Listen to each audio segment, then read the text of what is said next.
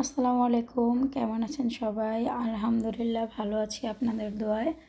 তো আজকে দেখাবো আপনাদের কোয়েল পাখি ফ্রাই করা। আমার নিজের পালা কোয়েল পাখি আজকে ফ্রাই করব। আমার খুবই খারাপ লাগছে। আমি এখন এগুলোকে জবাই করে নিচ্ছি, এক এক করে সবগুলো কোয়েল পাখি আমি জবাই করে নেব, তারপরে তৈরি করব ফ্রাই।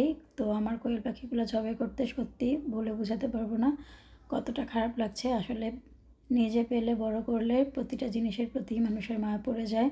তো আমারও ঠিক তেমনি কোয়েল পাখির প্রতি খুবই মায়া পড়ে গেছে।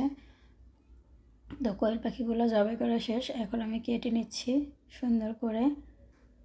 যদিও ভালো লাগছে না কাটতে, তবুও আমি কাটতে বাধ্য। এখন এগুলাকে আমার ফ্রাই করতে হবে, কারণ এগুলো আসলে আমি মূলত ডিম পাড়ার উদ্দেশ্যে কিনেছিলাম, কিন্তু একটা কোয়েল পাখিও ডিম পারছে না। তাই ভাবলাম অনেক দিন হয়ে গেছে কোয়েল পাখিগুলো বাচ্চাদের ফ্রাই করে দেই, আর সেই রেসিপিটা আমি আপনাদের সাথে শেয়ার করি। তাই আমি নিয়ে এসেছি এখন কোয়েল পাখি ফ্রাই করার রেসিপি। আপনাদের যদি আমার ভিডিও ভালো লাগে অবশ্যই লাইক, কমেন্ট, সাবস্ক্রাইব করে আমার পাশে থাকবেন।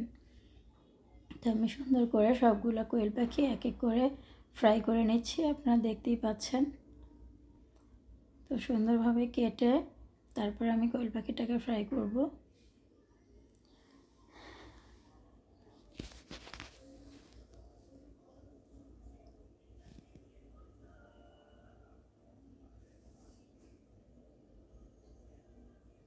কাটতে অনেকটাই সময় লাগছে আমার কোয়েল পাখিটা, কারণ 4টা কোয়েল পাখি ছিল আমার। 4টা কোয়েল পাখি আমি ফ্রাই করে নিয়েছি। আমি এমনিতেও কাজে অনেক স্লো, তাই আমার দেরি হয়ে গেছে। এই দেখুন আমার 4টা কোয়েল পাখি কেটে নেওয়া শেষ। এখন আমি ফ্রাইয়ের পিস করে সুন্দর করে কেটে নিলাম আমার কোয়েল পাখিটা। এখন আমি সুন্দর করে ধুয়ে নিচ্ছি। তো ভালোভাবে ধুয়ে নেওয়ার পরে আমি আরেকটা পাত্রে উঠিয়ে নিচ্ছি, উঠিয়ে সেঁকে নিচ্ছি যাতে পানি না থাকে। এখন এটাকে আমি একটু ম্যারিনেট করে রেখে দেবো। প্রথমে দিয়ে দিলাম আদা রসুন বাটা, জিরা বাটা। তো আমি ঘরোয়া পদ্ধতিতে ফ্রাই করছি। লবণ, আপনারা চাইলে অনেক মশলা অ্যাড করতে পারেন, আমি করিনি। হলুদের গুঁড়া, মরিচের গুঁড়া, কারণ আমি চাই ঘরোয়া খাবারটা ঘরোয়াভাবেই হোক, তাই আমি আলগা কোনো মশলা অ্যাড করি না। আমি বাসার মশলা দিয়ে দিলাম এখন একটু সস। এখন ভালোভাবে মেখে এটাকে 10 থেকে 15 মিনিট ম্যারিনেট করে রাখবো মশলাটা, তাহলে ভালোভাবে ভিতরে ঢুকবে। হালকা একটু সয়াবিন তেল দিয়ে দিলাম, এতে মশলাটা অ্যাডজাস্ট হয়, ভালো আঠালো একটা ভাব আসে, এই জন্য আমি সয়াবিন তেল দিয়েছি। আপনারা চাইলে না দিলেও পারবেন। দেখুন আমি এভাবে এখন 10 থেকে 15 মিনিট ম্যারিনেট করে রেখে দেব। এখন এখানে আমি বাটিতে নিয়ে নিচ্ছি বেসন। ওটাকে ফ্রাই করতে বেসন লাগবে, মরিচের গুঁড়া, লবণ, এটা দিয়ে এখন এটাকে আমি ভালোভাবে ফেটে একটু বেকিং পাউডার দিয়ে দেব, যাতে আমার ফ্রাইটা একটু ফুলে। না দিলেও হবে, কোনো সমস্যা নেই, তবু আমি দিছি যাতে একটু ফুলে ওঠে। এই তো আমার বেসন গুলানো রেডি, দেখুন আপনারা দেখতে পাচ্ছেন। আর এখন এখানে একটা বাটিতে নিয়ে নিচ্ছি একটি ডিম। তো ডিমের সাথে আগে যদি আমি কোয়েল পাখিটাকে মাখিয়ে নেই, তাহলে যদি আমি বেসনে চুবাই অনেকটা লেগে আসে, এই জন্য ভালো হয়। তাই জন্য আমি একটা ডিমও ফেটে নিয়েছি, ডিমে দিয়ে দিয়েছি হালকা পরিমাণে একটু লবণ।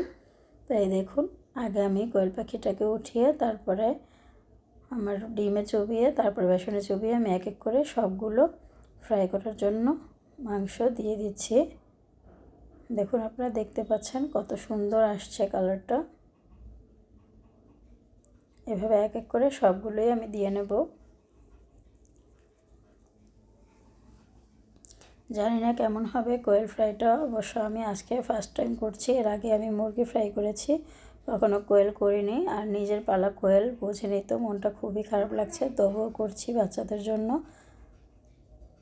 দেখুন আমার ফ্রাইটা অনেকটা হয়ে এসেছে, কালারটাও মনে হচ্ছে সুন্দর হয়েছে, ভিতরে ঠিকঠাক মতো সিদ্ধ হয়েছে, কারণ আমি অল্প আছে এটা রান্না করেছি যাতে সুন্দরভাবে ভেতর থেকে সিদ্ধ হয়ে আসে। আমি এখন বাটিতে তুলে নিচ্ছি পরিবেশনের জন্য। আমি একেবারেই বাটিতে তুলে নিলাম।